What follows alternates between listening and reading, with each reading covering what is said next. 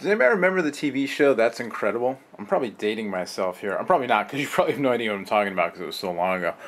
But I don't know, for some reason when I got the email from Verizon they were going to send over the Droid Incredible 2, all I could think about was Fran Tarkenton being on that show.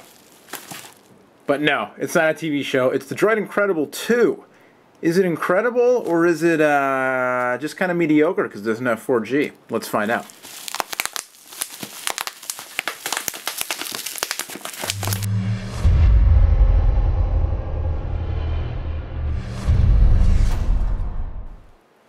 Alright, so the original Droid Incredible... Oh wait, sorry, hey, what's up everybody? I'm Noah from Techno Buffalo. The original Droid Incredible was honestly one of my favorite Android phones of its generation, I guess of last year. It was the phone that I always told friends of mine. It was always the answer to the question, hey, I'm on Verizon, but I really want an iPhone, what should I do? And my answer was always get a Droid Incredible.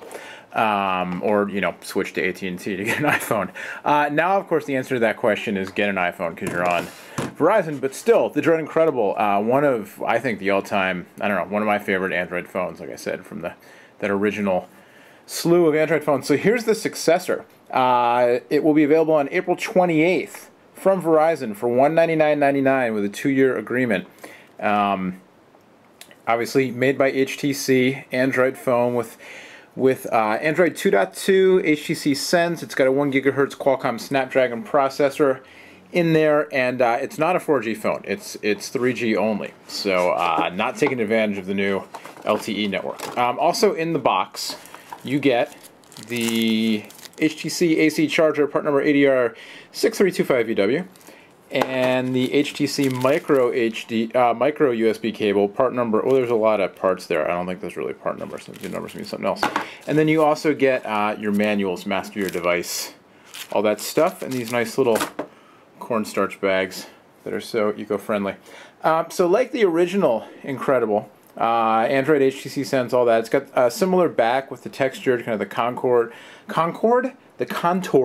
back panel with you know, the little levels, kind of topographical, and kind of a soft grip plastic back. You've got two cameras on this device though. There's a front-facing camera now for video chat and self-portraits and all that good stuff, and then of course the main camera on the back. The main camera is an 8 megapixel deal with dual LED flash. The front 1.3 megapixels, and then you can do 720p HD video capture, and the device supports DLNA, so you can wirelessly share your fabulous home movies to DLNA equipped TVs and other stuff, like all that smart TV stuff we've been doing. A lot of those things have DLNA or some form of DLNA. Different companies, different names for it. Anyway, you've also got a 3G mobile hotspot service that can support up to 5 enabled devices. And again, $200 on contract. So the Thunderbolt, which is HTC's 4G phone, and now the Droid Charge. Both of those have a premium. Both of those are, I'm trying to say, is Verizon LTE devices, and both of those you're paying a little bit more for the 4G. The Droid Charge, $299.99 on contract. Of course, it does come with a 32 gigabyte SD card, as does the Thunderbolt, for that matter. Anyway, here's the phone itself, and it seems to be pretty zippy from the get-go, nice and responsive. It's you know, pretty thin. It's lightweight. The topographical back panel here, the contoured thing, kind of makes it feel thinner around the edges, which is nice. So when you're holding it, you know, it gives that feeling of being thinner than it actually is on the bottom. But even still, not all that thick of a phone, really. You've got a 4-inch Super LCD display, and on first glance, it looks very nice. Let's go into the... Oh, usually they ship with some sample photos. No sample photos here. All right, well, I'm gonna have to go into the interwebs. So loading Google right up. Nice to see Verizon's network seems to be back in order after the LTE outage yesterday. I was trying to get online in San Francisco. I was at the App Nation conference, and I was trying to get online using my Verizon LTE modem. And let's go Cape Beckinsale. And I could not get on even on 3G. I could see the 3G network, but just could not connect. So lots of problems all over the country yesterday, but everything seems to be back in order today. So you know, using online photos to try to show off the capabilities of the display. Not really a good idea, but there aren't any photos in here, so we'll see if they have any videos. It is interesting. Usually you see, usually they ship with some sample stuff. Not on this one apparently. We'll go Need for Speed Shift. Maybe that'll show off the display. Oh, I have to download it. All right, never mind. We'll come back.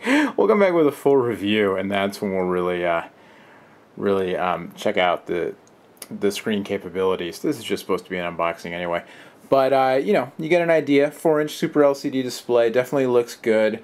You know, going head-to-head with those new Samsungs, though, that I just taped today's Good to Go episode with James Kendrick, and he's got the Droid Charge. Our Droid Charge is on its way, or perhaps already in John Rettinger's hands. And James was telling me the screen on the Droid Charge is just incredible. The Super AMOLED Plus 4.3-inch. And I saw some of the Samsung stuff at the conference I was at yesterday. They had a stand, and I was checking out the Galaxy 5 and Galaxy 4 players, and then they also had the Galaxy S2, which is a beast of a phone, and the displays on those very, very sharp as well. So we'll have to see how the Super LCD holds up. But so far, it definitely looks good. Again, 8 megapixels on the back. I'm having trouble speaking today. 1.3 megapixel on the front. You've got Adobe Flash support. You've got, and that is one heck of a funnel cloud coming down the street there. You've got Adobe Flash support. You've got SRS Wow HD surround sound, face detection technology in the camera, integrated noise cancellation technology. I'm just reading the features off. And the plans start at $39.99 a month for voice and $29.99 for unlimited smartphone data. So you're looking at, you know, $70 and up for a voice and data plan, and then of course the optional 3G hotspot capability as well. So there you go, unboxing, quick hands-on with the Droid. Incredible too. It feels really nice. It feels a little more, just a tiny bit more sophisticated or rugged or something in its design than the original Incredible. Like I said, I really like the original Incredible. So even though this one is not F4G, it may well still be worthy of the Incredible name, and you know, not everybody needs the 4G just yet because it's not rolled out everywhere yet. Much more on the Incredible 2 and all the other phones. Here's the Thunderbolt. We'll give you a quick size comparison. There's the 4.3-inch Thunderbolt, and there's the 4-inch Droid Incredible 2 next to it. So, is there any battery power in this one? I don't think this one. No, I was going to show you the screen, but there's no battery power in it. There you go. The Incredible 2, the Droid Charge is coming, like I said, down John's way. A slew of tablets that came in last week, all kinds of stuff. The T-Mobile G2X, you know, it's on and on and on again. And recently, just some plans, some stuff leaked out about the next generation of Snapdragon. I think 1.5 gigahertz dual core. Qualcomm's Uplink conference is down in San Diego in I think in less than a month, so should see some news coming out of there. But we'll have more on the Incredible 2 for sure over on technobuffalo.com. Till next time, my name's Noah, and y'all know John. I think he's going to hit you up with the Charge pretty soon. We'll see you later. Bye-bye.